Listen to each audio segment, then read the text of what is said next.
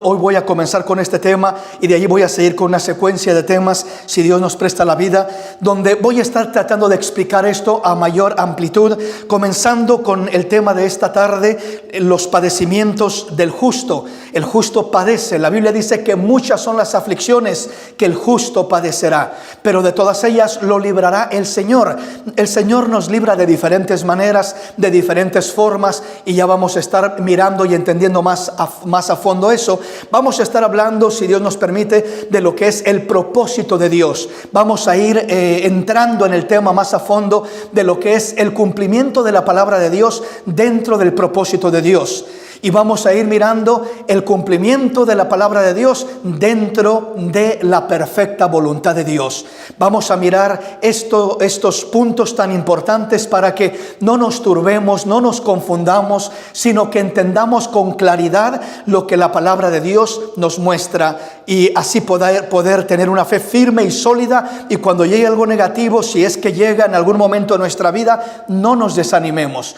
Y si no llega nada negativo y Dios nos guarda y nos protege, la gloria hacia el Señor siempre y en todo momento. Así que le invito para que abra su Biblia juntamente conmigo, y de esta manera nos introducimos con un pasaje que encontramos en Eclesiastés capítulo 8, versículo 14. Es el pasaje que leemos como punto de introducción.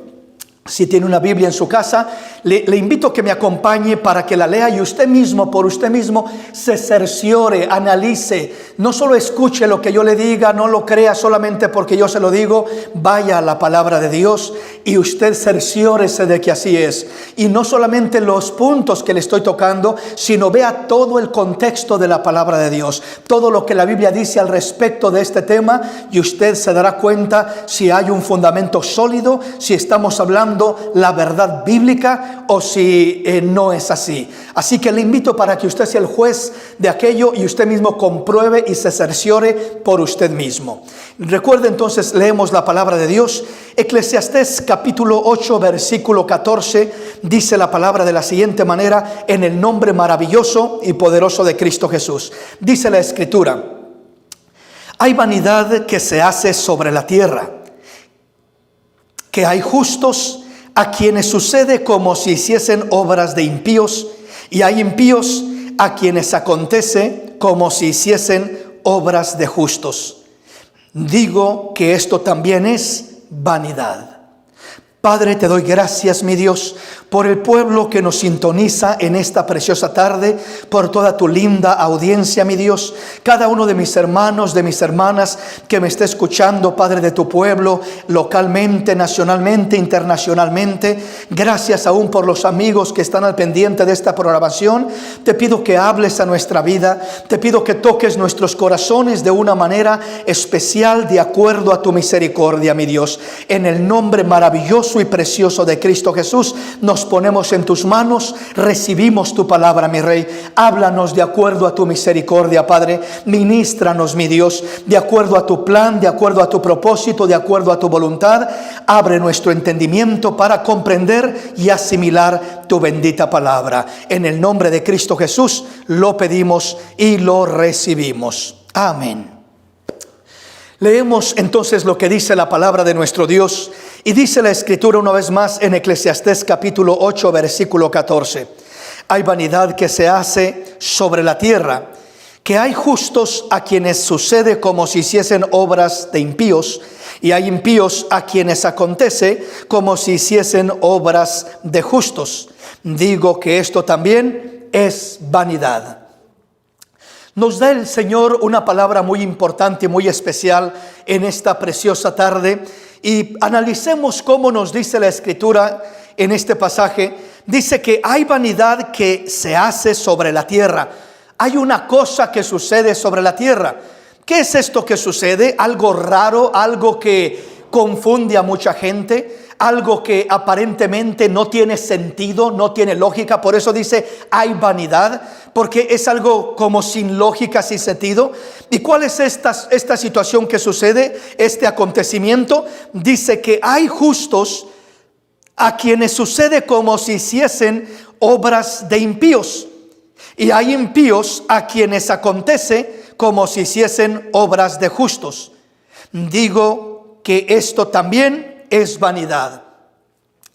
Cuando analizamos esto, nos está diciendo la palabra en este pasaje que hay un acontecimiento que confunde a mucha gente. Y este acontecimiento es el acontecimiento de por qué a gente buena le pasan cosas malas. Y también al revés, por qué a gente mala le pasan cosas buenas. Eso es algo como sin sentido, como ilógico, como ¿por qué sucede esto? Estas son realidades que suceden día tras día a todo nuestro alrededor. Gente buena, por así decirlo, gente justa, gente que busca agradar a Dios, en este caso podríamos decir personas que han creído en Cristo Jesús como su Señor y Salvador, a quienes les suceden cosas malas, y gente incrédula que ni cree y anda viviendo una vida desordenada y desenfrenada en el pecado, y parece que todo les sale bien, y parece que todo les va bien. Esta, primeramente le digo, es una apariencia solamente pasajera, temporal, momentánea, pero no es algo que realmente perdura. Entonces debemos de entender el contexto real de lo que nos está diciendo la palabra de Dios en este pasaje. Cuando nos dice que hay cosas malas que le suceden a gente buena, aquí lo dice de esta manera: hay vanidad que se hace sobre la tierra, que hay justos a quienes sucede como si hiciesen obras de impíos. O sea, hay gente buena que le suceden cosas malas, dicho más simplemente, y hay impíos, hay pecadores, hay gente mala, gente pecadora, a quien acontece como si hiciesen obras de justos. Digo que esto también es vanidad. Lo primero que quiero decir con esto es lo siguiente: nosotros como hijos de Dios, como pueblo de Dios, me dirijo primeramente al pueblo de Dios en estos momentos, no debemos de pensar que por el hecho de que somos creyentes cristianos, lavados por la sangre de Jesús, creyentes en un Dios todopoderoso, que por esa causa estamos exentos de que nos sucedan cosas malas en este mundo. Quiero que eso lo entendamos, lo asimilemos, porque muchas veces hay predicadores, con respeto lo digo, pero que hablan de una manera como que si tú eres cristiano, si tú eres creyente, nada malo te va a pasar. Y eso es una fábula. Entonces, cuando sí le pasa algo malo a un creyente, se confunde completamente y dice: pues, ¿por qué me pasó esto a mí? Si Dios dice que nada malo me iba a pasar, si Dios dice que Él me va a proteger, si Dios dice esto, si Dios dice el otro, ¿por qué me pasó esto malo a mí? ¿Por qué me aconteció esto negativo a mí? Si yo estoy buscando honrar a Dios, agradar a Dios, ¿acaso Dios no me ama? ¿Acaso Dios no me oye? ¿Acaso Dios no está conmigo? ¿Acaso Dios me ha desechado? ¿Dios me ha abandonado? ¿O acaso no tengo fe? ¿Qué es lo que pasa en mi vida? ¿Será que es por alguna de esas razones? No, no necesariamente. Hay cosas malas que le suceden a gente buena. Es lo que nos dice este pasaje abiertamente y directamente. Y hay cosas buenas que en ocasiones le pasan a gente mala. Y también hay una razón y un propósito en todo ello. Uno en ocasiones humanamente lo mira, lo analiza y se confunde y dice: esto no es justo, esto no es correcto. ¿Por qué, Dios? ¿Por qué? Y muchos le reclaman a Dios: ¿por qué si yo te estaba sirviendo? ¿Por qué si yo te amo? ¿Por qué, Señor? ¿Por qué? ¿Por qué me pasó esto y esto y esto y esto? Tantas cosas negativas que le pasan a los justos, a los hijos de Dios. Pero esto no significa que sea porque Dios los ha desamparado. Esto no significa que sea porque Dios los ha abandonado, que porque Dios no los ama, que porque Dios no está con ellos. No tiene nada que ver con eso. Dios te ama de una manera grande y especial. Dios te ama y tiene cuidado de tu vida. Pero si algo permite Dios que suceda en tu vida, siempre es porque hay un propósito, hay un plan glorioso de parte de Dios para tu vida o a través de nuestra vida. Aunque en el momento que estamos pasando lo negativo, no alcanzamos a entenderlo y en veces decimos: pero qué propósito puede tener Dios en mi vida a través de este problema, a través de esta enfermedad, a través de esta desgracia, a través de esta otra dificultad. pero Dios es un Dios de propósitos. Dios es un Dios de propósitos. El primer propósito que Él tiene es que quiere que nuestra vida sea para la gloria y la alabanza de su nombre. Es decir, que todo lo que pasemos, sin importar la condición en la que nos encontremos, le demos gloria, honra y alabanza al Señor. Ese es el primer propósito que Dios tiene en cada una de nuestras vidas. Así como el siervo de Dios Job padeció, sufrió, se enfermó, le pasó de todo, pero a pesar de todo lo que pasó, él adoró a Dios y dijo: desnudo nací, desnudo voy a morir, nada traje a este mundo y nada me voy a llevar, que sea el nombre de Dios glorificado. Dios nos predica a través de ese hombre. Dios nos predica no a través de los momentos positivos de ese hombre, sino también a través de los momentos negativos. No solamente a través de los momentos de prosperidad de ese hombre, sino también a través de los procesos de calamidad, de desgracia, de sufrimiento y de dolor. La actitud, la fe de ese hombre, la confianza en Dios, de ese hombre en Dios, la paz que ese hombre tenía, la adoración de ese hombre a pesar de lo que estaba pasando. Eso es el propósito que Dios tenía para su vida. Y yo quiero decirte, mi hermano, en este caso nosotros nos estamos enfrentando problemas y retos continuamente. En este preciso momento estamos enfrentando lo que es este reto de lo que es el coronavirus. Y hay muchos hermanitos lindos y hermosos que están enfermándose, que se han enfermado y que están batallando en estos momentos con ese problema de este coronavirus. Pero ¿por qué Dios permite eso? ¿Por qué Dios permite que acaso no estaba Dios con ellos? ¿Que acaso no estaba Dios en sus vidas? ¿Que acaso no tenían una fe genuina? Sí tenían una fe genuina, muchos de ellos. Lo digo porque a algunos los conozco personalmente, pero no significa que porque tiene una fe genuina la persona está exento, repito, de sufrir cosas negativas. Debemos de entender con claridad lo que dice la palabra de Dios. Y este pasaje nos los dice de esta manera. Lo voy a leer en una versión diferente ahora. Dios habla hoy, lo dice de esta manera. Eclesiastés 8:14 dice: y así se da en este mundo el caso sin sentido de hombres buenos que sufren como si fuesen malos, y de hombres malos que gozan como si fueran buenos. Yo digo que tampoco esto tiene sentido.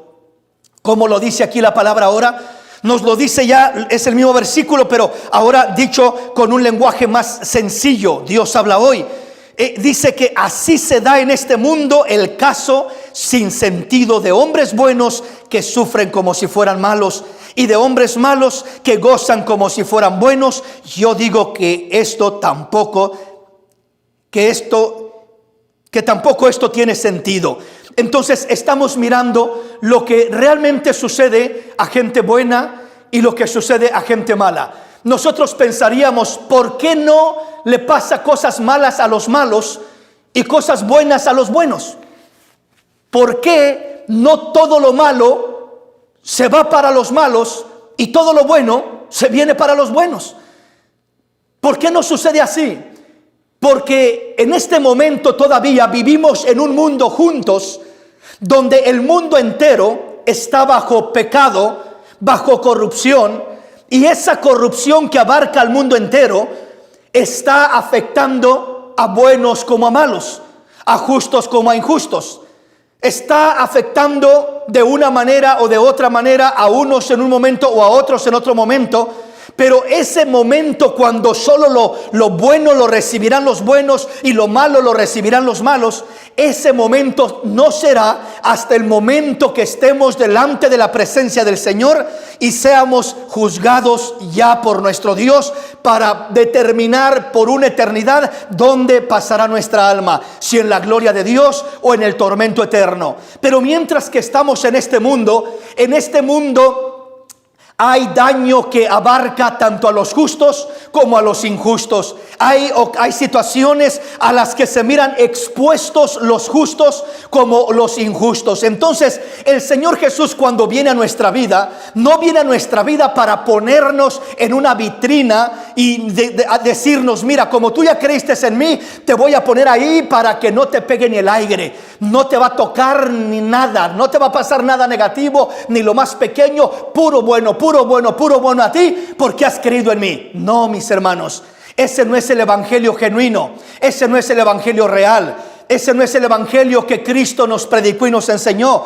Él nos enseñó que íbamos a padecer, que íbamos a sufrir, que en el mundo tendríamos aflicción, pero que confiáramos porque Cristo venció el mundo, y como Cristo venció, también nosotros tenemos el poder para vencer y para salir adelante. Pero entonces, ¿cómo es esto o en qué consiste el creer en Cristo?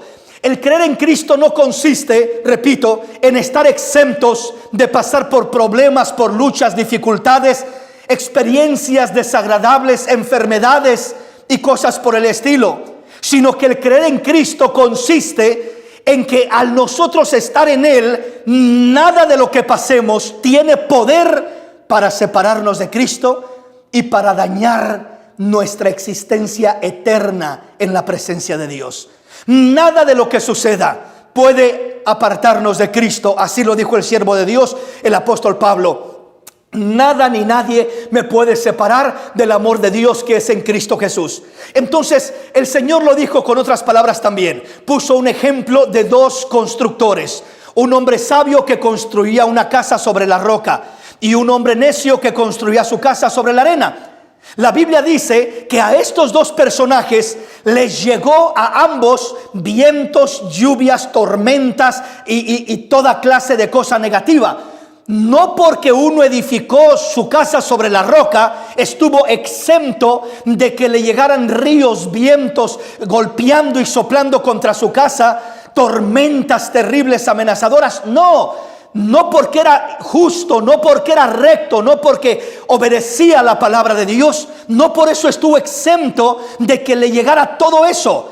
Igualmente el necio que edificó sobre la arena, eso significa el hombre que no hace la palabra, que no vive la palabra, que hace lo que le da la gana y que vive como le da la gana. Dice que a él le llegó por igual, a los dos le llegaron por igual las mismas pruebas. Los dos estuvieron expuestos a las mismas tormentas, a la misma desgracia, a la misma dificultad, a la misma calamidad, a la misma enfermedad, al mismo problema. Los dos estuvieron expuestos a lo mismo. ¿Cuál fue la diferencia entre uno y otro? La diferencia es que el que está sobre la arena se lo lleva la corriente. El que está sobre la arena se turba, se confunde, se desanima, pierde la fe, no sabe dónde está parado porque no tiene cimientos.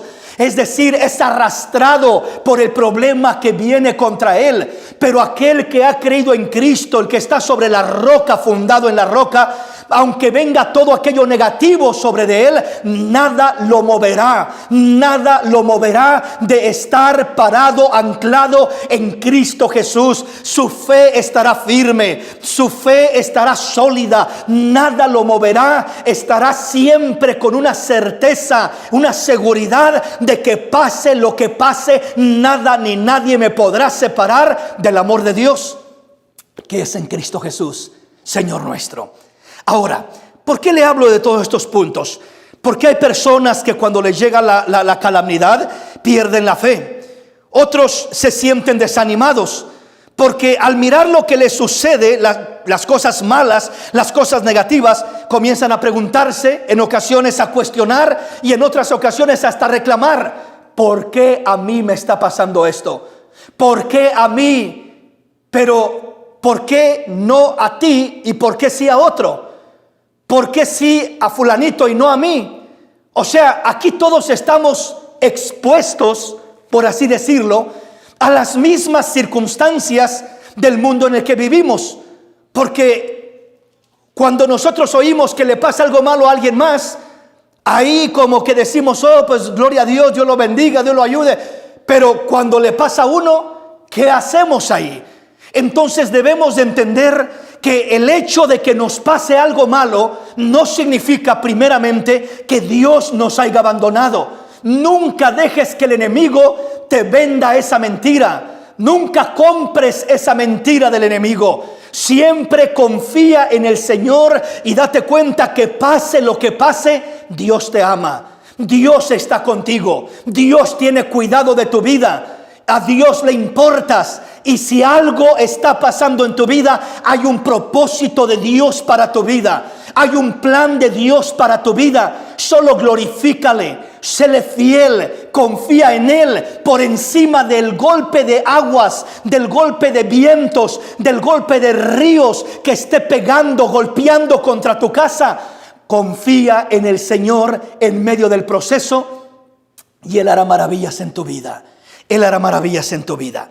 Vea usted cómo dice esta otra versión en Eclesiastés 8:14. Lo dice de esta manera: en este mundo pasan cosas que no tienen sentido. A la gente buena le va como si fuese mala, y a la gente mala le va como si fuese buena. Yo digo que esto no tiene sentido. O sea, humanamente no tiene ni sentido ni lógica. No se entiende por qué pasa este tipo de cosas. Pero vamos a entender más a fondo, y hoy le voy a invitar para que leamos pasajes amplios de la palabra para que sea la misma palabra hablándonos más directamente. Vamos al Salmo 73, versículo 1 al 25. Vamos a leer todo el pasaje para que entendamos más en forma. Oiga lo que el salmista está diciendo en este Salmo 73. Leamos la palabra. Ciertamente es bueno Dios para con Israel, para con los limpios de corazón. En cuanto a mí, casi se deslizaron mis pies, por poco resbalaron mis pasos, porque tuve envidia de los arrogantes viendo la prosperidad de los impíos, porque no tienen congojas por su muerte, pues su vigor está entero. No pasan trabajos como los otros mortales, ni son azotados como los demás hombres. Por tanto, la soberbia los corona, se cubren de vestido de violencia, los ojos se les saltan de gordura, logran con creces los antojos del corazón, se mofan y hablan con maldad de hacer violencia, hablan con altanería, ponen su boca contra el cielo y su lengua pasea la tierra. Por eso Dios hará volver a su pueblo aquí, y aguas en abundancia serán extraídas para ellos. Y dicen: ¿cómo sabe Dios? ¿Y hay conocimiento en el Altísimo? He aquí estos impíos, sin ser turbados del mundo, alcanzarán riquezas. Verdaderamente en vano he limpiado mi corazón y lavado mis manos en inocencia, pues he sido azotado todo el día y castigado todas las mañanas. Si dijera yo, hablaré como ellos, he aquí a la generación de tus hijos engañaría. Cuando pensé para saber esto, fue duro trabajo para mí, hasta que, entrando en el santuario Dios, comprendí el fin de ellos. Ciertamente los has puesto en deslizadero, en asolamiento los harás caer. Como han sido asolados de repente, perecieron, se consumieron de terrores, como sueño del que despierta. Así, Señor, cuando despertares, menospreciarás su apariencia. Se llenó de amargura mi alma, y en mi corazón sentía punzadas. Tan torpe era yo, que no entendía, era como una bestia delante de ti.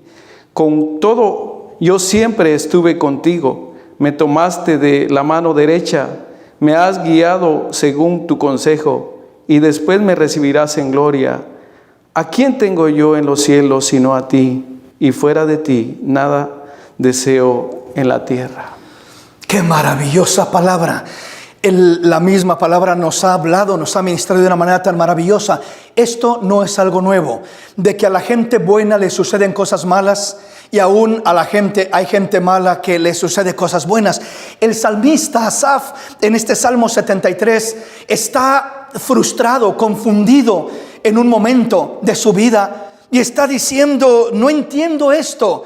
¿Cómo es que los pecadores, los impíos, se mofan de Dios, se burlan de Dios, los ateos que dicen no creo en Dios, aquellos que andan en la farándula, que andan en el pecado, que andan haciendo y deshaciendo maldades, están ahí tranquilos sin ningún contagio, y gente buena, gente noble, creyentes aún en el Señor, están enfermos y aún han muerto algunos de ellos.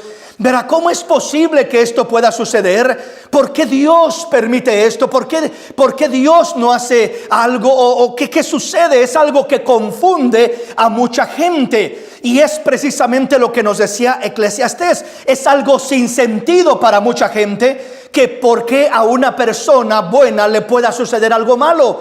Y al revés, una persona mala le sucedan cosas buenas de igual manera. Bueno, quiero decirle, el salmista Asaf en este Salmo 73 está hablando de todo esta situación y está describiendo todo lo que le sucedía a él y cómo él se miraba limitado, batallando con una cosa y con otra, y los impíos sin preocupación, robando y estafando y mintiendo y haciendo de las suyas. Lograban todo lo que querían, se burlaban de Dios y no creen en Dios y todo aquello, y les va bien. Y en veces parece que le va más bien a alguien que no honra a Dios y no cree en Dios, que a alguien que ama a Dios y busca servirle a Dios. Esa es una confusión de apariencias, mi hermanito, amigo que me escuchas. Esa es una confusión que estaba confundiendo al mismo siervo de Dios, Asaf el salmista. Pero llega un momento cuando él dice: en vano he limpiado mis manos en inocencia, en vano he guardado mi corazón. Dice en el versículo 13: verdaderamente en vano he limpiado mi corazón y lavado mis manos en inocencia. ¿En vano para qué? ¿De qué sirve que yo me haya cuidado tanto de no hacer lo malo, de no hacer aquí, no hacer allá, de no pecar, de no ofender a Dios? Y otros que no se han cuidado y han ofendido y pecado deliberadamente, parece que les va mejor que como me está yendo a mí. Esa es la situación de muchas personas que viven en esa realidad, que muchas veces se comparan y ven y dicen: hermano, yo estoy tratando de servir a Dios, pero mire mi situación, mire mi problema, mire mi angustia, mire mi necesidad, y mire aquel otro que anda por allá haciendo y deshaciendo, tiene de todo y no batalla. Dios dice: no te confundas. El salmista estuvo a punto de confundirse, pero él dice: cuando yo pensé, el versículo 16 dice: cuando pensé para saber esto, fue duro trabajo para mí, hasta que entrando en el santuario de Dios comprendí el fin de ellos. Ciertamente los has puesto en deslizaderos, en asolamientos los harás caer. ¡Qué tremendo! Entonces dice: cómo han sido asolados de repente, perecieron, se consumieron de terrores, como sueño del que despierta. Así, Señor, cuando despiertes, menospreciarás su apariencia. O sea, está hablando de la realidad, de la condición real de toda la gente que no ama a Dios, y que aunque aparentemente en un momento parece que tiene de todo, parece que le va bien, parece que batalla menos que tú, y vive una vida desordenada y desenfrenada, y tú que tanto buscas amar a Dios y respetar a Dios y honrar a Dios, parece que te va peor que aquel que no honra a Dios. Pero dice Dios: no te dejes engañar, hijo, no te dejes desviar por esa apariencia. Es solamente una apariencia temporal, es solamente una situación que parece ser de esa manera, pero en realidad no es esa la realidad. La realidad es que el Señor dice: va a esparcir a todo pecador, en asolamiento los hará caer, en deslizadero los hará caer. Están a punto de perecer, está ya el hacha puesta al tronco de esas personas, a la vida de esas personas para ser cortadas.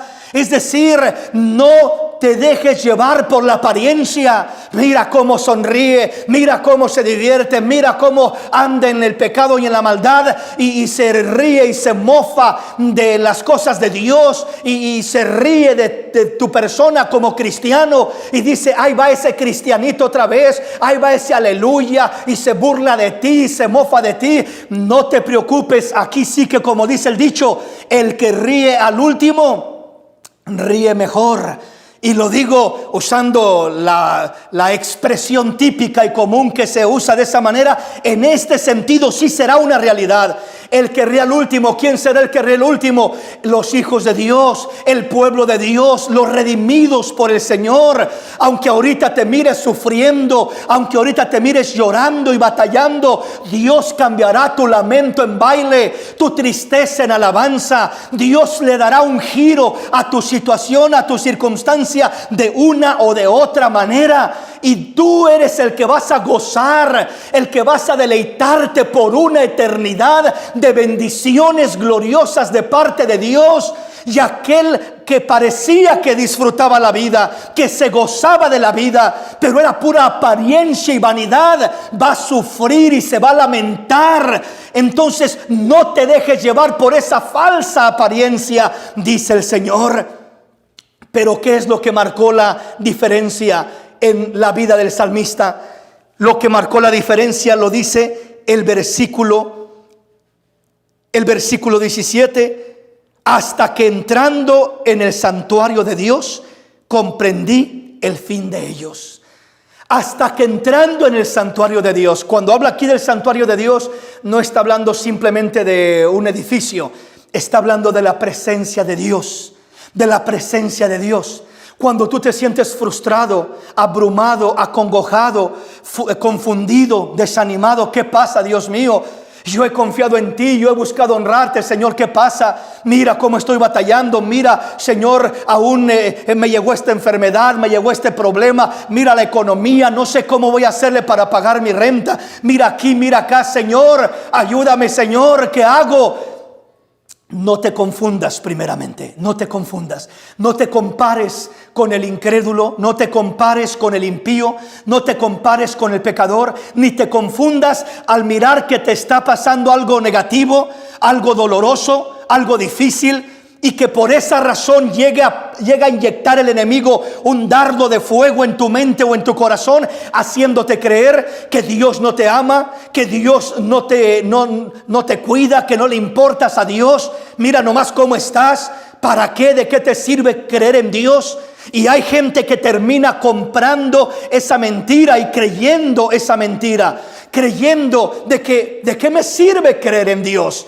Entonces, ¿para qué creo en Dios? Si creo en Dios y mira el problema que tengo, creo en Dios y mira la enfermedad que estoy pasando, creo en Dios y mira la situación tan fuerte que tengo, mira la necesidad tan grande que tengo, entonces ¿de qué sirve creer en Dios? Me sirve mucho creer en Dios. ¿Por qué razón? Porque los problemas van a llegar con Dios o sin Dios. Las tormentas van a llegar con Dios o sin Dios. O sea, tengas a Dios o no tengas a Dios, estés cerca de Dios o estés lejos de Dios, nadie estamos exentos de los problemas. El creer en Dios, vuelvo a repetir, no nos hace exentos de tener problemas. El creer en Dios no nos quita, por así decirlo, de las posibilidades de tener problemas o pasar aflicciones. No, simplemente el Señor dice: hijo, si yo estoy contigo, te prometo, hijo, una de dos. Una, que quitaré el problema de tu vida y evitaré que pases por él.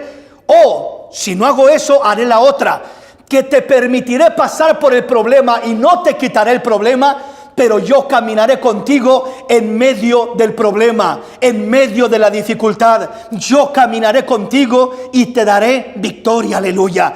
Así que sea que nos quite el problema, seremos bendecidos. O sea que deje el problema y Él camine con nosotros en medio del problema, vamos a mirar la gloria de Dios de cualquier manera. Eso es lo que Dios quiere que comprendamos, pero no lo podremos entender hasta que entremos en su presencia. Es en su presencia donde se abre nuestro entendimiento, donde discernimos y asimilamos el propósito de Dios para nuestra vida. El salmista no entendía el propósito de Dios, ni el plan de Dios, ni lo que Él va a hacer, ni con el justo, ni con el impío. Solo miraba lo momentáneo y se confundía y decía, yo no entiendo esto. Esto es algo sin sentido. ¿Por qué hay cosas malas que le pasan a gente buena? ¿Y por qué hay cosas buenas que le pasan a gente mala? Entonces, en la presencia de Dios es donde se abre el discernimiento, es donde se abre el entendimiento, es donde entendemos el propósito de Dios y nos gozamos en cualquier situación que estemos pasando. Dios nos da la victoria. Veamos entonces ¿qué nos dice la palabra de Dios? Vamos a otro pasaje y vamos a avanzar un poquito más rápido y vamos a mirar lo que dice Mateo capítulo 5, versículo 1 al 12. Oiga lo que dice la palabra. Viendo la multitud, subió al monte y sentándose vinieron a él sus discípulos. Y abriendo su boca les enseñaba diciendo, bienaventurados los pobres en espíritu, porque de ellos es el reino de los cielos. Bienaventurados los que lloran, porque ellos recibirán consolación. Bienaventurados los mansos, porque ellos recibirán la tierra por heredad. Bienaventurados los que tienen hambre y sed de justicia, porque ellos serán saciados. Bienaventurados los misericordiosos, porque ellos alcanzarán misericordia. Bienaventurados los de limpio corazón, porque ellos verán a Dios. Bienaventurados los pacificadores, porque ellos serán llamados hijos de Dios. Bienaventurados los que padecen persecución por causa de la justicia, porque de ellos es el reino de los cielos. Bienaventurados sois cuando por mi causa os vituperen y os persigan y digan toda clase de mal contra vosotros, mintiendo. Gozaos y alegraos, porque vuestro galardón es grande en los cielos, porque así persiguieron a los profetas que fueron antes de vosotros. ¡Qué maravilloso! Las bienaventuranzas de nuestro Dios, a quienes llama bienaventurados. El mundo dice bienaventurados los ricos, bienaventurados los guapos, bienaventurados los fuertes, bienaventurados los sabios, bienaventurados los estudiados, bienaventurados los que tienen poder político, bienaventurados los que tienen mucho dinero, bienaventurados los atletas que son campeones y son grandes en este mundo, bienaventurados los artistas populares y famosos, bienaventurados las actrices y los actores que tienen mucho dinero y de todo lo que desean, fama y honra y títulos y todo lo que el mundo aplaude y aclama y desea. Pero vea lo que el mundo llama bienaventuranza y lo que nuestro Dios llama bienaventuranza. Bienaventurado, 3 veces dichoso, es este tipo de persona. ¿Quién? ¿Los que el mundo dice? No, sino los que Dios dice. Y entre ellos está el que sufre, el que padece, el que llora. En este caso nos habla, bienaventurados los pobres en espíritu, porque de ellos es el reino de los cielos. Los pobres en espíritu, ¿quiénes son esos?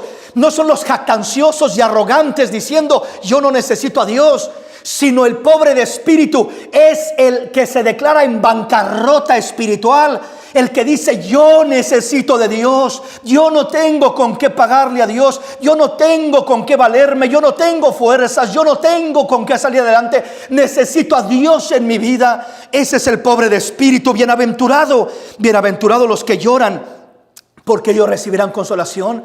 El mundo no dice bienaventurados los que lloran, qué triste por los que lloran, lástima por los que lloran, qué malo, qué terrible, los que lloran es lo peor. Pero Dios dice bienaventurados, porque aunque lloras ahora, o aunque lloras en un proceso, aunque pasas por un proceso difícil en el que hay lágrimas, dolor y lloras, la Biblia dice que los que sembraron con lágrimas, con regocijo segarán.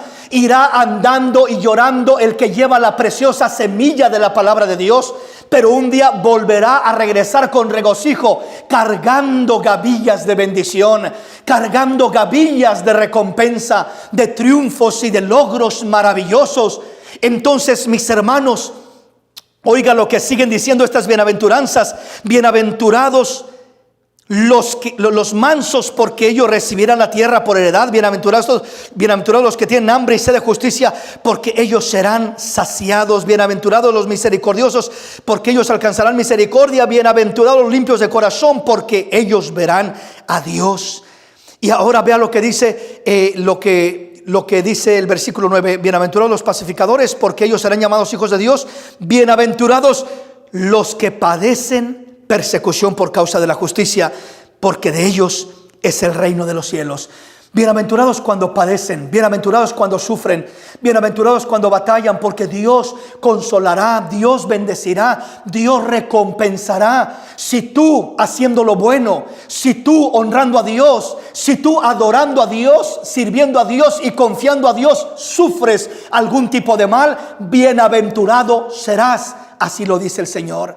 Bienaventurado serás, dichoso serás. Habrá una recompensa maravillosa para tu vida y siempre saldrás como vencedor, como victorioso en todo el sentido de la palabra. Oiga, esto se lo voy a resumir con estas palabras.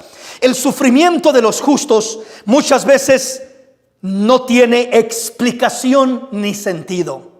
El sufrimiento de los justos, de los hijos de Dios, muchas veces no tiene explicación ni sentido humano. ¿Por qué Dios permitió esto? ¿Por qué Dios permitió aquello? ¿Por qué pasó aquí? ¿Por qué si aquel creía en Dios le pasó al otro? ¿Por qué aquel otro que tanto busca honrar a Dios, por qué le sucedió esto otro? Cosas malas, cosas negativas, diversas, en diferentes casos, a diferentes personas, en diferentes lugares.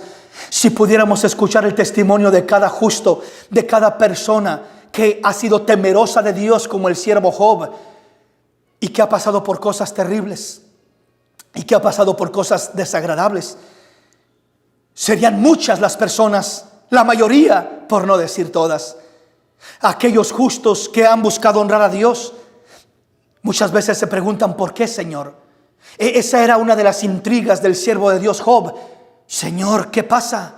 Señor, yo te he buscado honrar de corazón, yo te he buscado amar de corazón. No entiendo lo que estoy pasando, pero sin embargo, aunque no entiendo, elijo y decido confiar en ti, Señor.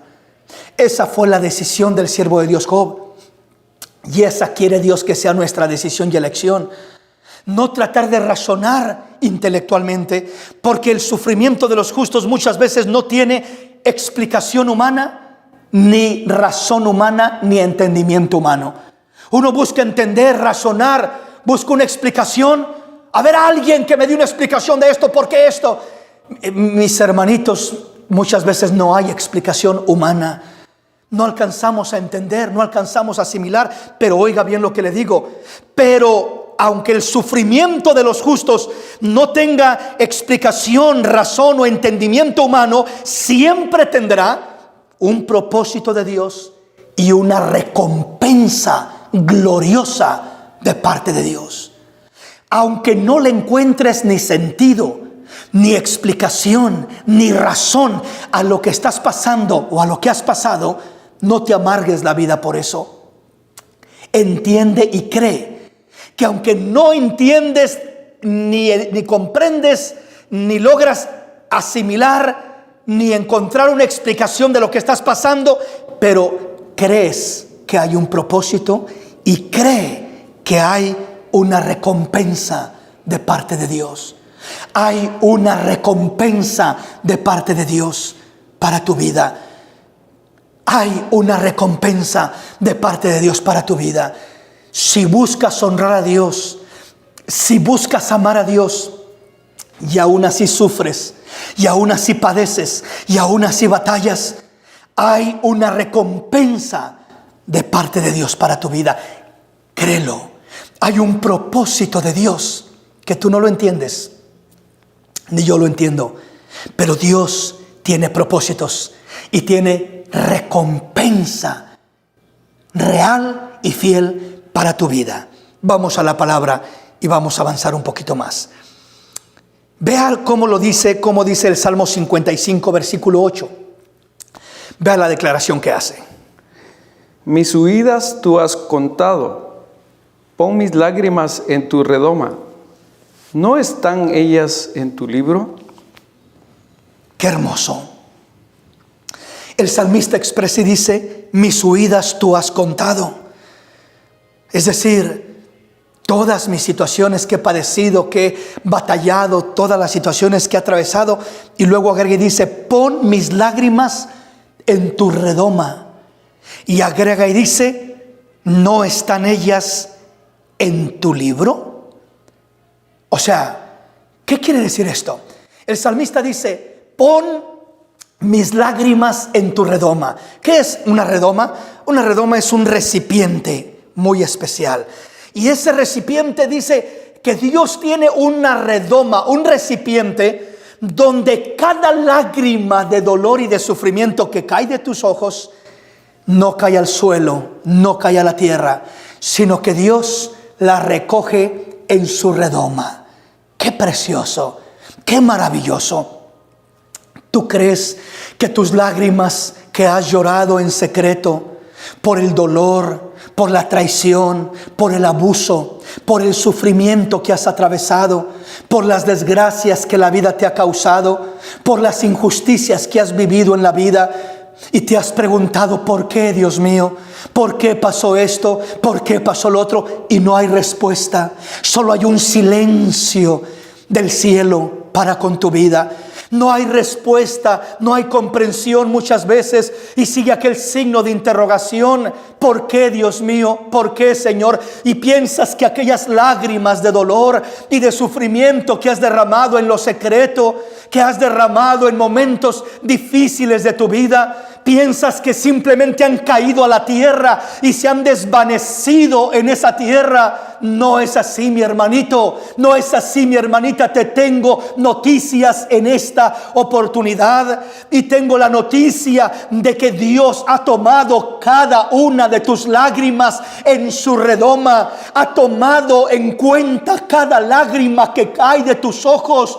Tu dolor lo mira el Señor, tu situación la mira el Señor. No solamente la mira para estar indiferente a ella, sino que la mira con compasión y con ternura para estar a tu lado en ese momento de dolor y de tristeza. Aunque no logras percibirlo, aunque no logras asimilarlo, ahí está Dios a cada momento y a cada instante de tu vida. Por eso dice la palabra: mis huidas has conocido.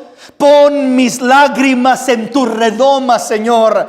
No dejes que caigan a tierra, Señor. Pon mis lágrimas en ese recipiente. Y termina diciendo: ¿no están ellas en tu libro?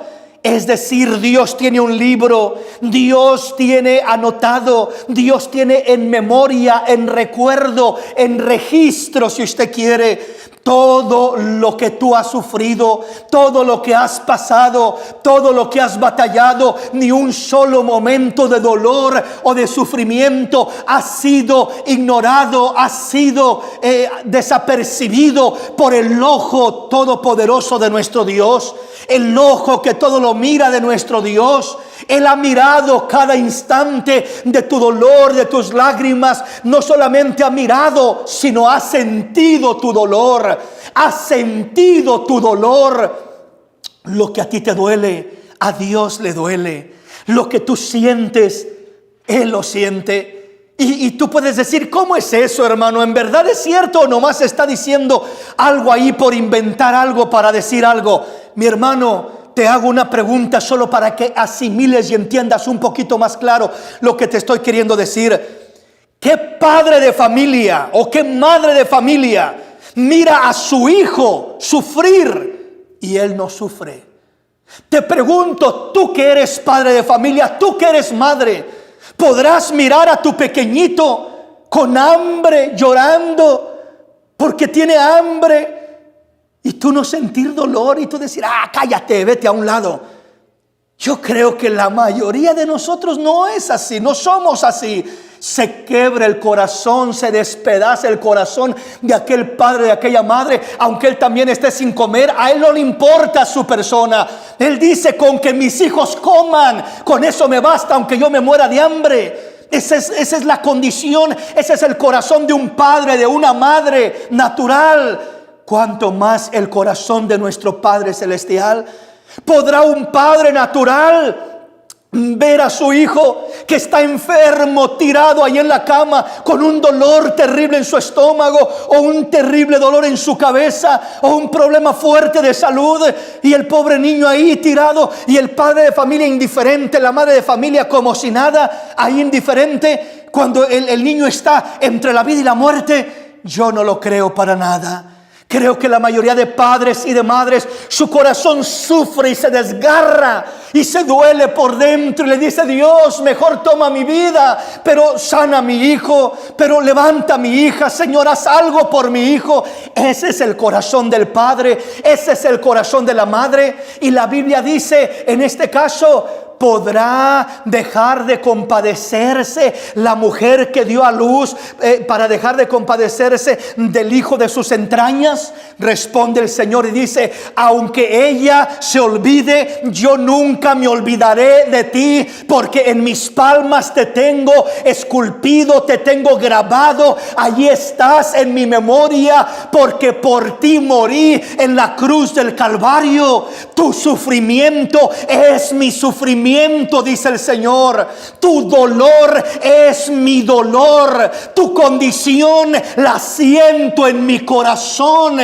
Aunque tu padre y tu madre no se preocuparen por ti, con todo yo sí me preocuparé. Yo sí te levantaré. Yo sí sentiré el dolor por lo que te pasa, por lo que atraviesas. Dios tiene memoria de tu sufrimiento. No solamente tiene memoria, Dios siente tu sufrimiento de una mayor manera que tú mismo lo estás sintiendo. Dios se interesa y le importa tu sufrimiento, y te promete no dejarte ni por un momento en medio de tu sufrimiento, en medio de tu dolor, en medio de tu angustia. Él promete estar contigo.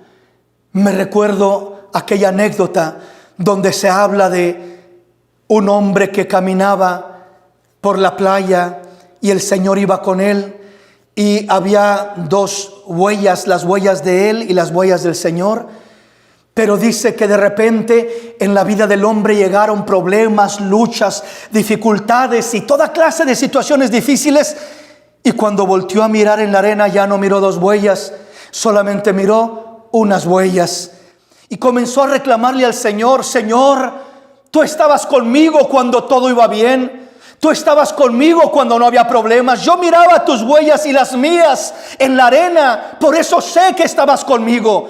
Pero Señor, ¿por qué en los momentos más difíciles de mi vida? ¿Por qué en los momentos más tristes y más dolorosos de mi vida? ¿Por qué en esos momentos es cuando volteé hacia la arena y ya no te miré? Ya no miré dos huellas, solo miré mis pisadas, mis huellas, y ya no estabas tú, Señor. ¿Por qué me dejaste en esos momentos más difíciles de la vida? Y el Señor le responde a aquel hombre y le dice: hijo, tienes razón en que solo vistes unas huellas en la arena, pero si solo vistes unas huellas, esas huellas que vistes no eran las tuyas, eran las mías. Y si miraste solo mis huellas, es porque yo te llevaba cargado en mis brazos. En los momentos más difíciles es cuando creemos que Dios menos está. Es cuando parece que menos sentimos a Dios. Es cuando parece que menos miramos a Dios. Es cuando parece que menos está haciendo Dios algo en favor de nosotros. Es cuando parece que no hay cuidado de Dios para nuestra vida. Es cuando parece todo eso negativo, pero todo eso es solo apariencia, no es realidad. Es ese momento de dolor, ese momento de problema, es cuando Dios más se acerca a nosotros. Más se acerca a nosotros, como nos dice allá en Isaías 43, cuando dice: aunque pases por las aguas, no te anegarás; aunque por los ríos, no te ahogarás; aunque por el fuego, no te quemarás, porque yo estaré contigo. Yo estaré contigo. Él promete estar contigo. Dirás: no lo siento. Él sigue estando contigo. Dirás, no lo veo, Él sigue estando contigo. Dirás, no percibo que me esté ayudando, Él sigue estando contigo. Solo cree, solo confía. Yo sé que no vas a entender, no vas a tener una explicación del por qué estás pasando lo que estás pasando. Quizás no vas a entender el propósito hasta que verdaderamente entres en el santuario de Dios, en la presencia de Dios, y comprendas y entiendas el propósito de Dios para tu vida y lo que Dios estaba haciendo en tu caminar. Y entonces te alegrarás y te gozarás y te deleitarás en el plan de Dios para tu vida. Y entonces cambiará tu percepción de todo lo que te rodea y de todo lo que estás pasando. Pero dice el salmista, allá en el Salmo 73, decía enseguida que hasta que entré en el santuario de Dios comprendí el fin de ellos, cómo los has puesto en un deslizadero. Y dice, tan torpe era yo que no entendía, era como una bestia de carga que tenía que ser jalada, por así decirlo, como aquella bestia que no entiende, y como el burro, la mula, ¿verdad? Que el dueño lo quiere jalar por un lado y aquel en vez se amarra y se aferra y para jalarlo, oh hermano, qué reto tan terrible. Puede agarrar un palo y darle y ni siquiera así lo hace caminar. Simplemente el burro no entiende, la mula no entiende, se aferra a sus propios conceptos y en veces no camina en el plan de su amo, que quiere lo mejor para él, para ella. En este caso, nuestro amo, nuestro Dios, el salmista dice, yo me sentí como una bestia de carga, como un burro, como una mula, que me aferraba a mis ideas, a mis criterios, a mis conceptos, a mi razonamiento, a mi entendimiento, que quería explicaciones humanas para entender lo que estaba pasando y no lo podía entender y más me turbaba y me confundía. Pero te termina diciendo, ¿a quién tengo yo en los cielos sino solamente a ti, Señor? Y fuera de ti nada deseo en esta tierra. Se refugia en el Señor y tiene su seguridad plena y su confianza plena en el Dios de los cielos, en el Dios Todopoderoso. Ese es el deseo de Dios para nuestra vida. Así, dentro de este plan y de este propósito, hay muchos otros pasajes que quiero compartir, pero ya se nos fue el tiempo. Me voy a detener en esta tarde aquí para hacer una oración por todas las peticiones, las necesidades. Padre, te damos gracias, Señor. Yo te pido muy en especial en este día, mi Dios, por cada uno de mis hermanos, por cada uno de aquellos, Padre, que está padeciendo, que está sufriendo, que está batallando, Padre, con una enfermedad, con la enfermedad del coronavirus, mi Dios, o con cualquier otra enfermedad que esté golpeando, que esté azotando, que esté amenazando su vida, Padre. O quizás no sea una enfermedad, Padre, quizás sea un problema económico, quizás sea cualquier otro tipo de problema, Señor. Te pido que te glorifiques, mi Dios. Te pido que en todo sufrimiento, que en todo dolor, que en toda calamidad que tu pueblo haya sufrido, mi Dios, te pido que extiendas tu mano de misericordia, mi Dios. Que consueles, que confortes, que fortalezcas, que ministres la vida, el alma, el corazón de cada uno de tus hijos, de cada uno de mis hermanos, mi Dios. En el nombre de Jesús pido oración, pido bendición, Padre, pido respaldo, pido cobertura, Señor, sobre cada uno de tus hijos, sobre cada uno de mis hermanos que nos sintonizan, que nos miran, Señor, ahí en sus casitas, mi Dios. Bendice a tu pueblo, bendice a cada uno de ellos. En el nombre de Jesús, extiende tu mano de misericordia, Padre, y glorifícate de una manera sobrenatural, mi Dios, en cada uno de ellos, sanándolos, confortándolos, fortaleciéndolos y levantándolos, mi Dios, con gracia y con misericordia de cualquier situación en la que se encuentren. Padre, en el nombre de Cristo Jesús lo pedimos y lo recibimos. Amén.